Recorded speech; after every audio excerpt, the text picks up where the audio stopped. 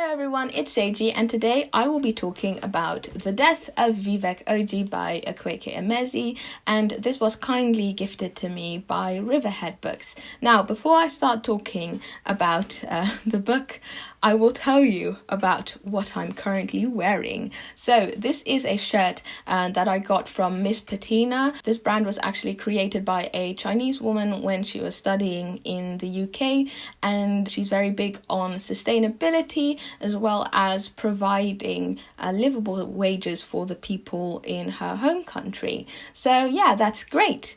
And the shorts are from Reserved, and I think I've already spoken about these ones before. So yeah, let's talk about The Death of Vivek Oji. Now, this was actually one of my most anticipated books of the year, and I read it back in February. There's a whole reading vlog. If you're interested, I'll leave the link in the description down below. Now, the question here is, did this book live up to my expectations? And the answer is yes. Yes, freaking yes, it did. It is one of my all-time favorite books. I love it so much. So before I really start talking about Vivek, I would just like to say that there are content notes in the description box for those who are interested in that. Okay, so about the book. A mother opens her front door to find her son's body wrapped in colourful fabric at her feet. Her son's name is Vivek, and where Vivek's life ends,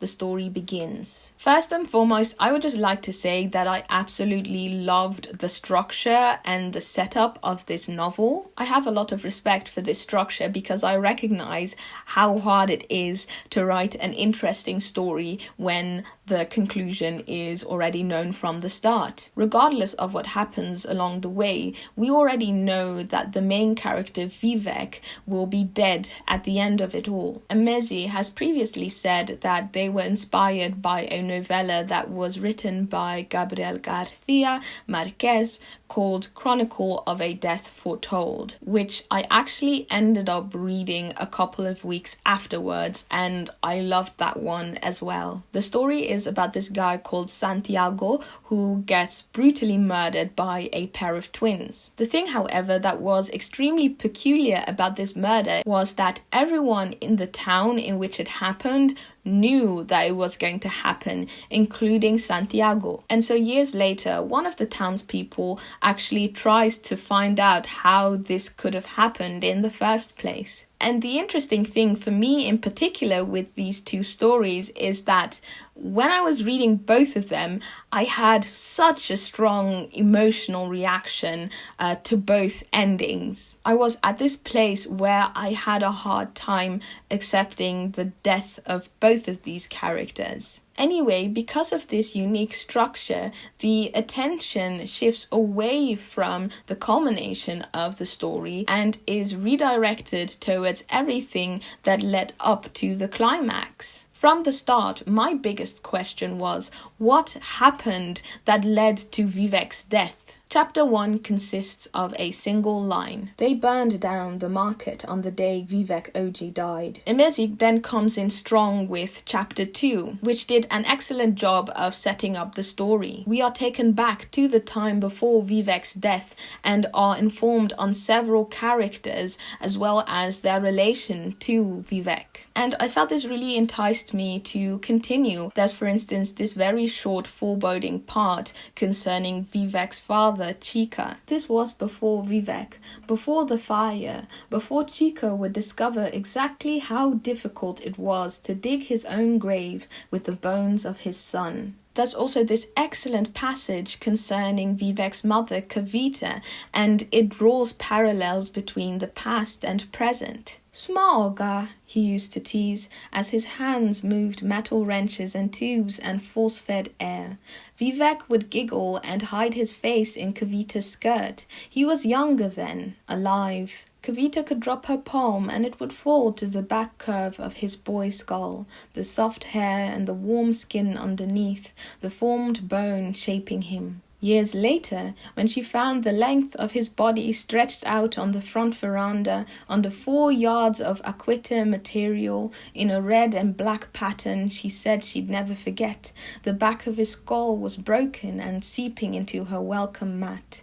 Kavita lifted his neck anyway to press her cheek against his and scream. His hair fell over her arms, wet and long and thick, and she wailed, "Better!" she screamed, her voice carving the air. "Wake up, better!" Sorry, I think I went a bit overboard there. But yeah, just this passage was so emotionally heavy. Like, it really hit hard for me. Throughout the book, we get to see how Vivek grows up. The book actually switches from perspective often, giving us insight on various characters. However, it does mainly switch between Vivek and Osita, who is Vivek's cousin. They really are the center of the story. I personally felt the passages from Vivek to be incredibly piercing. A good example is this very short chapter here. "I'm not what anyone thinks I am. I never was. I didn't have the mouth to put it into words, to say what was wrong, to change the things I felt I needed to change. And every day it was difficult, walking around and knowing that people saw me one way, knowing that they were wrong, so completely wrong that the real me was invisible to them.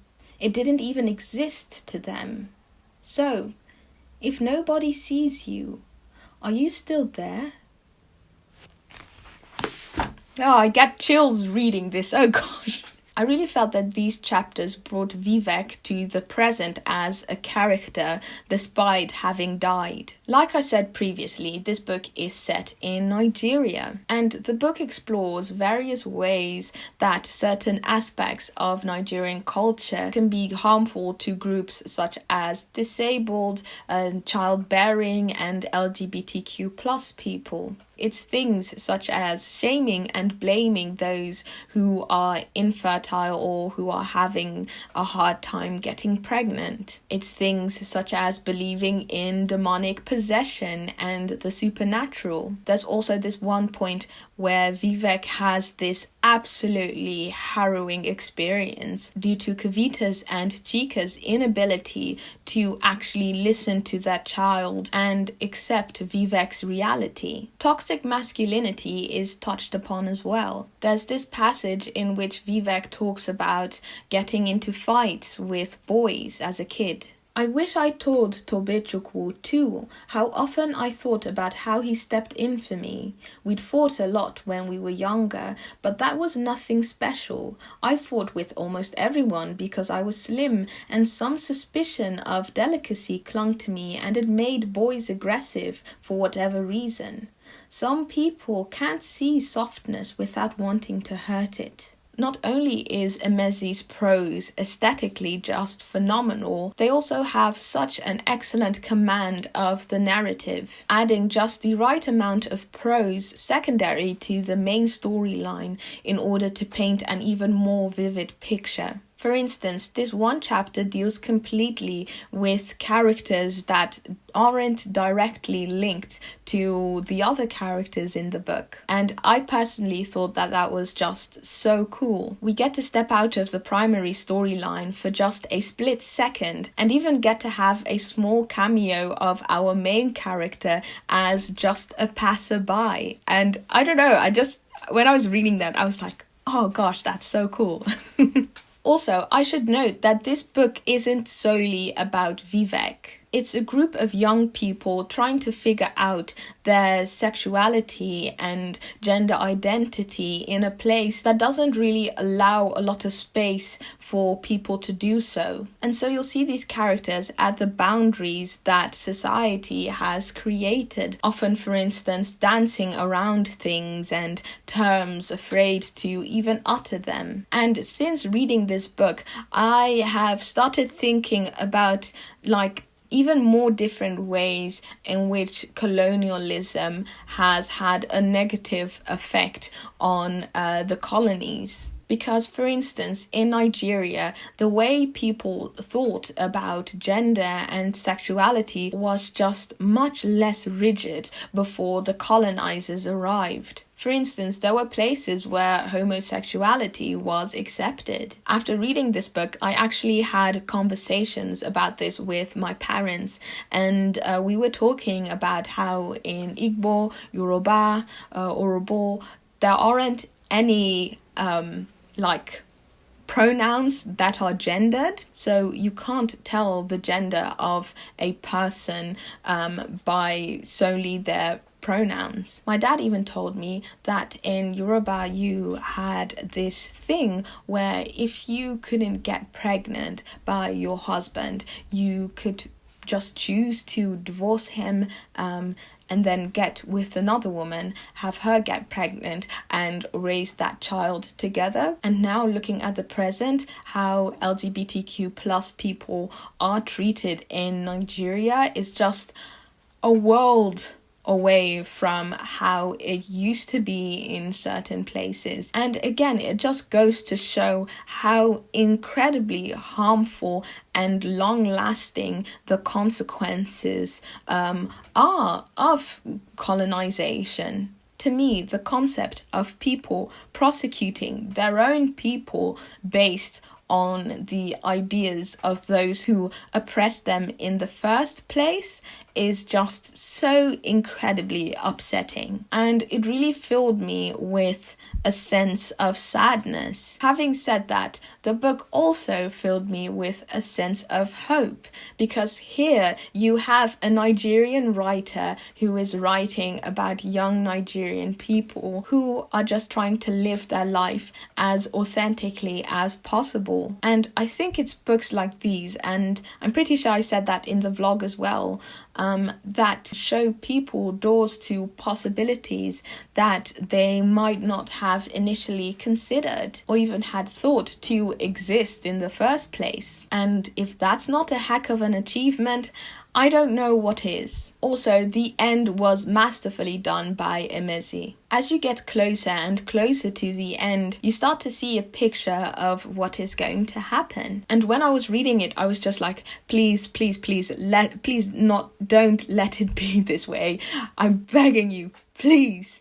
And eventually it didn't turn out to be that way, the way that I had expected it to go, but it was still so incredibly heartbreaking. I actually had to take some time to recover before I could actually properly process this story. So, on a last note, for those who might be interested in comparative literature, I actually almost back-to-back read Vivek and Earthlings by Sayaka Murata, and it was really peculiar because it was so startling to see how much these books overlapped thematically. They both concentrate on people who do not conform to what society deems acceptable, and they both also feature incest, which makes it even more peculiar because I have never read a book before like these two that contained that. So it's just so weird to have read them in such a short span of time. But it was really interesting to see the similarity and also the differences. Like, for instance, whereas Vivek is grounded in reality, Earthlings actually tests like the boundaries between reality and the fantastical. Yeah, I'm actually doing a single video review for Earthlings as well, but I will be posting that about a week before it gets published, which is the 1st of October. But if you are one of my patrons, you actually get to see that one about a month earlier. So if you're interested in joining, you are very welcome to do so. I also run a diverse classics book club on there. We finished Anne Petrie's The Street last month, which was amazing, and we are currently reading The Aleph and Other Stories by Jorge Luis Borges, which I'm really excited for as well. And yeah, you can also support me by donating a coffee or just by liking and subscribing and commenting. And yeah, I think that's basically everything I had to say with regards to the death of Vivek Oji. Thank you very much for watching, and I hope to see you in another video. Anyway, because of this unique structure, the attention shifts away.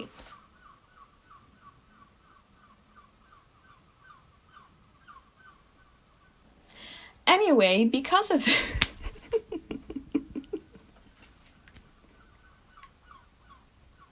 Go away, bird, please. I'm trying to film here. Thank you.